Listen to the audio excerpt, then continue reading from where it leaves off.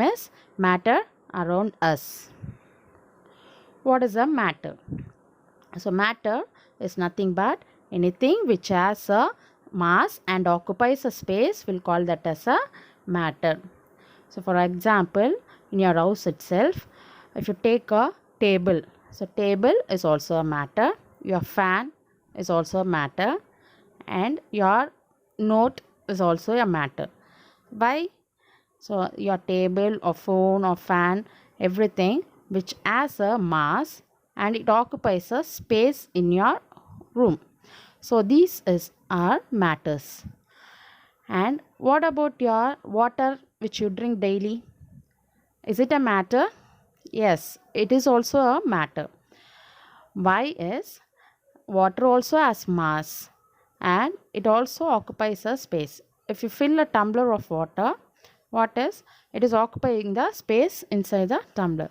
So it is also your matter. And then what about the air around you? So the air also is a matter. Okay. So anything which has mass and which occupies a space comes under matter. Then what constitutes matter? So what does this matter is made up of? The matter is made up of a tiny particle called atom. How can we understand this? If you take your pencil, if you go on sharpening your pencil, finally you will have a dust like thing. Okay. So that is a final small particle will get. So same way, if you that also if you further break down, you will get a small very small tiny particle, and that will become your atoms. So atoms are nothing but the tiny particle of an matter, and atoms we cannot see through our naked eye. Okay. So here, so this consider these red dots are atoms, and these atoms combine together and form a molecule, and these molecules they combine together and form a large particle. Okay. And these large particle will term as a matter. Next, so this is a structure of your atom. Okay. So atoms are very tiny, we cannot see through our naked eye. Okay. So to see and study the structure of an atom, we need a specialized microscope, that is a ARM and TEM microscope. Okay. And this is here, this is your structure of your atom. So this is the structure of an atom. In this atom consists of a nucleus. So the nucleus has proton and neutron, and these blue balls are the electrons which revolve around the nucleus. Next one, physical nature of matter. Okay, as I already mentioned, anything which occupies a space and has a mass will call as a matter. And what about its physical nature? That is a physical appearance of a matter, of a things. Okay, how it will be arranged, all those things. So you are going to see. Okay, so to study the physical nature of matter, we are doing an experiment. That is, we are taking a glass of water and we are dissolving sugar into it. Okay. So by dissolving this, we are observing two things, two characteristics of a matter. So first characteristics is, so in this glass of water, so look at this video. In this glass of water, we have a blue color dots. Those blue color dots represents the water molecule. So they have a space between them. So the water particle has a space between them. Similarly, in all the matter, the particles inside the matter will have a small space, a large space, or a larger space between them. Okay. So particles of a matter has a space between them. Okay. So when we add sugar to it, what happens? The sugars are represented as white dot. It goes into the space between the a particle. So that is, the particles of matter attracts each other. Okay, the particles of matter attracts each other. Okay, what are the two characteristics we are observing is, one is the particle of a matter has space between them. Another one is the particles of a matter attract each other. So this one is an example for this thing. So the diffusion of ink in a liquid. So if you take a glass of water and if we add a drop of ink into it, what happens is the ink diffuses into the liquid. So when the diffusion takes place, for the diffusion to take place, there should be an empty space. Okay, the particles in a matter has a space between them. Through the space, into the space, the ink is going and dissolving. Okay, so this is an experiment. This is another one to show to find the nature of a matter. So next one, the different states of matter, physical states of matter. So there are three different physical states of matter: solid, liquid and gas. So let's see the properties of these three things. First one, solid. In solid, these particles are arranged closely. So the structure is, they are rigid. So since the particles are arranged closely, they are rigid. Okay, look at this. So here solid, the particles are arranged closely, so they are rigid. Okay, and they cannot move. So they have a standard shape. They have a fixed shape.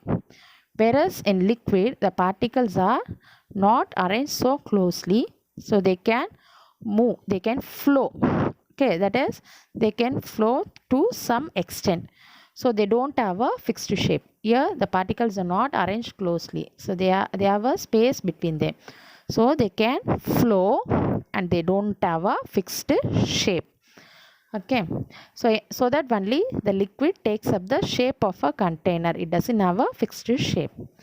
Whereas in gas, the particles are far apart. The particles are far apart and they can move freely. They can move freely and they don't have a fixed shape and they don't have a fixed volume. So to summarize this, in solid, they are rigid and they have a fixed shape and fixed volume. We cannot squeeze it. And in liquid, they are not rigid. They don't have a fixed shape. They don't have but they have a fixed volume and they cannot be squeezed to larger. Okay. And in gas, they are not rigid. They don't have a fixed shape and they don't have a fixed volume. And they can be squeezed to a larger extent.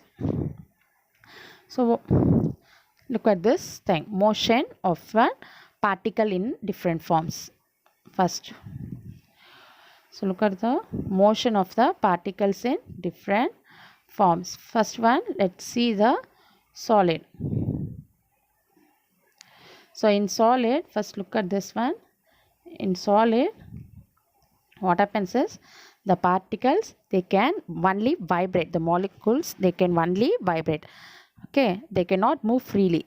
They are fixed.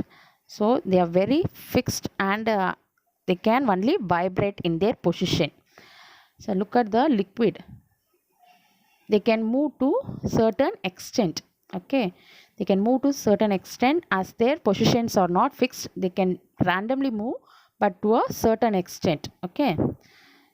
And in gas, they can move freely. So there is only less number of particles and there is lots of space between them and they can move freely. They will have a random motion. Okay. Next is the property is compressibility of matter. Okay. How can we compress it? So when we take a solid, as I already mentioned, so solid, they are fixed shape and they are packed closely, they are orderly packed, they are packed closely, so we cannot compress it. So if you take a chalk piece, okay, chalk piece is a solid, so if you are compressing the chalk piece using a um, using some object, what happens is it will crush, but we cannot compress it further. Okay, we cannot compress it. Okay, if we take a chalk piece and make it as a powder, and if we crush further, we cannot compress it. Okay, we cannot compress a solid, since the particles in a solids are closely packed and they are orderly arranged and they are very rigid. Whereas in liquid, so look at this liquid. So we are taking a liquid in a piston, and in the liquid the particles are little far apart and we can compress to certain extent. Look, we can compress here to certain extent. Okay, next one is your gas.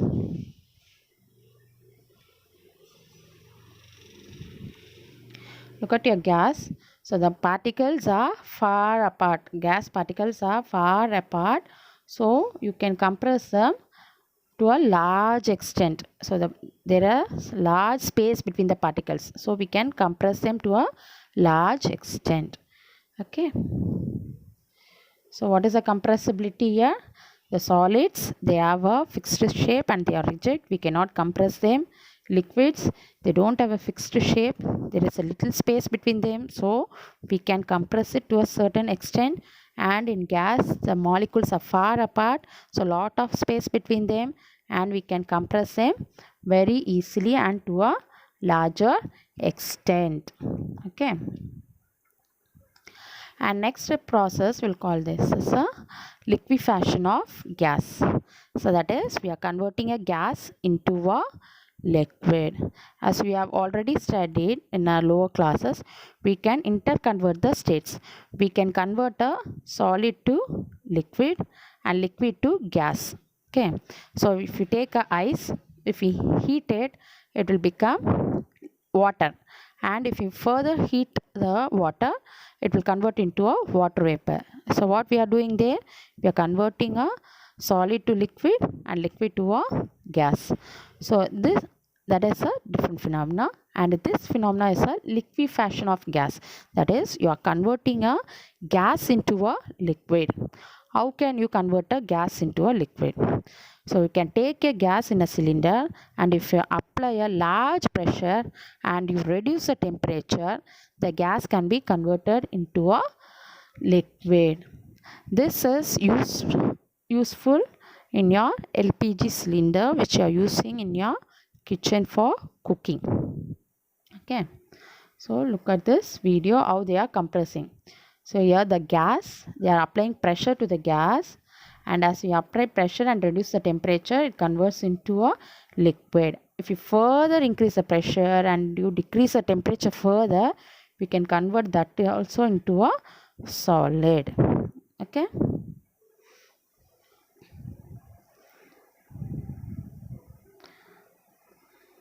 I'm showing that video again to you.